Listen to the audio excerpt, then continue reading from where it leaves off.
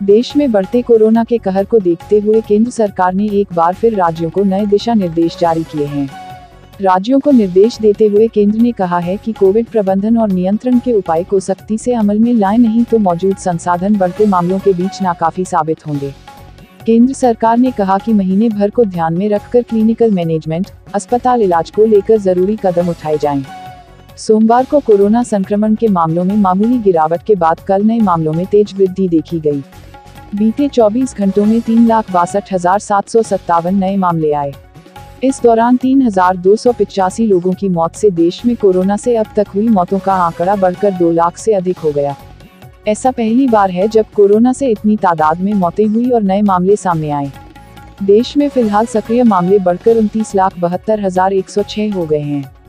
कल देर रात 12 बजे तक 3.62 लाख से अधिक मामले सामने आने से देश में अब तक संक्रमित हुए लोगों की संख्या बढ़कर 1,79,88,637 हो गई। वहीं 3,285 मौतों से कुल मृतक संख्या 2,01,165 हो गई। इस दौरान 2,62,039 लोगों को अस्पताल से छुट्टी मिल गई। 20 अप्रैल को प्रधानमंत्री नरेंद्र मोदी जी ने राष्ट्र के नाम अपने संदेश में स्पष्ट रूप से कहा कि पूर्ण लॉकडाउन लगाना अंतिम विकल्प है। देश अब बुरी तरह से कोरोना संक्रमण से कराह रहा है। सभी स्वास्थ्य सेवाएं चरमरा गई है। खुद सुप्रीम कोर्ट ने कहा कि महामारी का आपातकाल है, लेकिन सरकार को अभी भी अंतिम विकल्प लागू करने का इंतजार है। सूत्रों के हवाले से सरकार को सिर्फ इंतजार है 5 राज्यों के और यूपी के पंचायत चुनाव खत्म होने का, जो कि कल खत्म हो जाएगा। नीति आयोग का भी कहना है कि मई में कोरोना का ग्राफ बहुत तेजी से बढ़ेगा। अभी जो हालात हैं उसमें तो सरकार हौंफ रही है, और जब यही ग्राफ और बढ़ेगा तब स्थिति क्या होगी इसका तो अंदाजा भी लगाना मुश्किल है। इसलिए अब पूरी संभावना बन गई है कि सरकार अपने अंतिम विकल्प पर आएगी, क्योंकि सरकार को सिर्फ चुनाव खत्म होने का इंतजार था, जो कल खत्म हो जाएगा। ऐसे में अब किसी भी समय सरकार अपने अंतिम विकल्प के ब्रह्मास्त्र का इस्तेमाल अवश्य करेगी, यानी कि 29 अप्रैल के बाद किसी भी समय सरकार कुछ हफ्तों के लिए पूर्ण लॉकडाउन लगा सकती है। देर से सही, लेकिन अभी भी सही निर्णय कहा जाएगा इसको, क्योंकि अन्य कोई विकल्प है ही नहीं इस संक्रमण की चेन को तोड़ने का। इस बात की भी जानकारी मिली है कि कल स्वास्थ्य मंत्रालय की ओर से प्रधानमंत्री को एक विस्तृत रिपोर्ट भी दी गई है कि भले ही लॉकडाउन देशव्यापी न हो तो भी जहां अधिक संक्रमण है, जिसमें लगभग 150 जिले हैं, वहां पर कुछ सप्ताह के लिए पूर्ण लॉकडाउन लगाकर स्थिति को संभाला जाए, अन्यथा स्वास्थ्य सेवाएं दे सकना संभव नहीं हो पाएगा। सिख समाज ने हमेशा से ही देश की रक्षा और संकट के समय अपनी कुर्बानी और तन मन से सेवा की है। इस संकट के समय भी सिख समाज सेवा में लगा है। कानपुर के गुमटी बागुमटी गुरुद्वारे के बाहर टेंट लगाकर ऑक्सीजन लंगर लगाया है।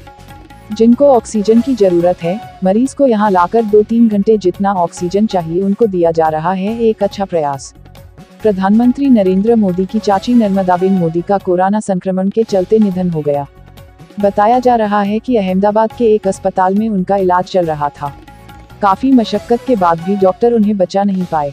नर्मदाबेन 80 वर्षीय अपने बच्चों के साथ शहर के न्यू रानीप इलाके में रहती थी। यूपी के जौनपुर का डगौली खुर्द, आजमगढ़ का राजी सेमरी, गाजीपुर का गौरहट और संत कबीर नगर का मुठहीकला गांव।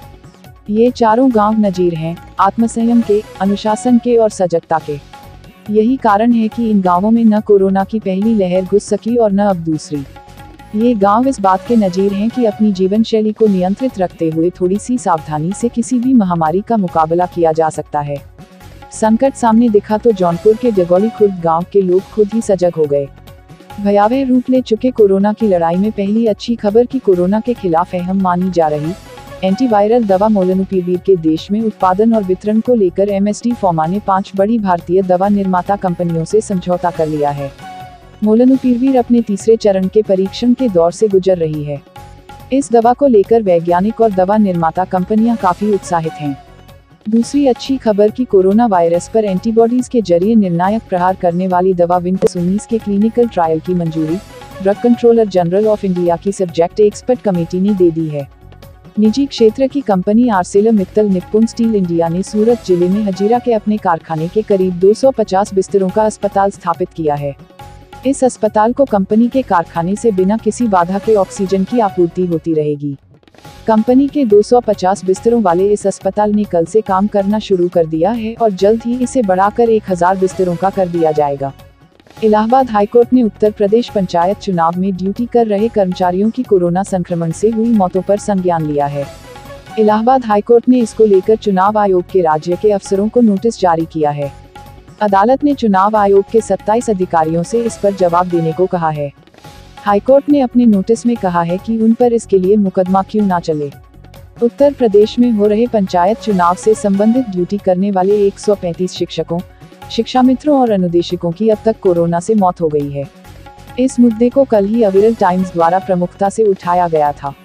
इलाहाबाद हाईकोर्ट ने 9 सबसे संक्रमित जिलों में 9 न्यायिक अधिकारियों को नोडल अफसर के तौर पर नियुक्त करने के आदेश जारी किए हैं। ये अधिकारी कोरोना की मौजूदा स्थिति के बारे में हर हफ्ते अपनी रिपोर्ट देंगे। लखनऊ, प्रयागराज, वाराणसी, कानपुर नगर, आगरा, गोरखपुर, गाजियाबाद, गौतम बुद्ध नगर और झांसी के जिला न्यायाधीशों से एक न्यायिक अधिकारी नामित करने का अनुरोध किया, जो अपने अपने जिलों में नोडल अधिकारी के तौर पर काम करेंगे। ये हर सप्ताह महानिबंधक को रिपोर्ट करेंगे।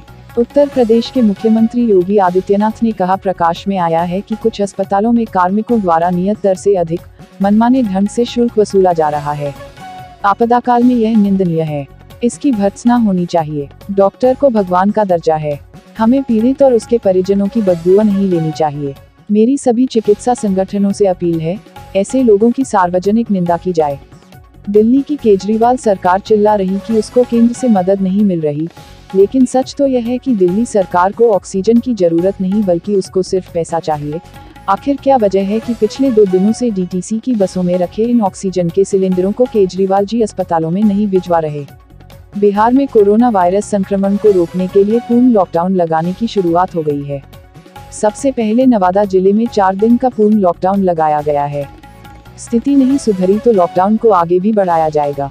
इससे एक बात साफ हो गई है कि पूरे राज्य में एक साथ लॉकडाउन नहीं लगाकर जिन जिलों में संक्रमण फैल रहा है वहां पूर्ण लॉकडाउन लगाया जाएगा, जिसकी शुरुआत हो गई है। भारतीय आयुर्विज्ञान अनुसंधान परिषद ने कहा है कि हृदय रोगियों के लिए खतरनाक मानी जाने वाली आइब्रूफिन जैसी कुछ दर्द निवारक दवाएं कोविड-19 के लक्षणों को गंभीर कर सकती हैं और इनसे गुर्दे के खराब होने का जोखिम बढ़ सकता है।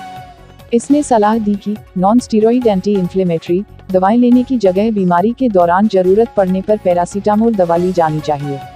आईपीएल 2021 में कल आरसीबी के खिलाफ दिल्ली कैपिटल्स को 1 रन से रोमांचक हार का सामना करना पड़ा। मुकाबले में बेंगलोर की टीम ने 20 ओवर में 5 विकेट पर 171 रन बनाए। वहीं इसके जवाब में दिल्ली कैपिटल्स की टीम 20 ओवर में 4 विकेट पर 170 रन ही बना सकी।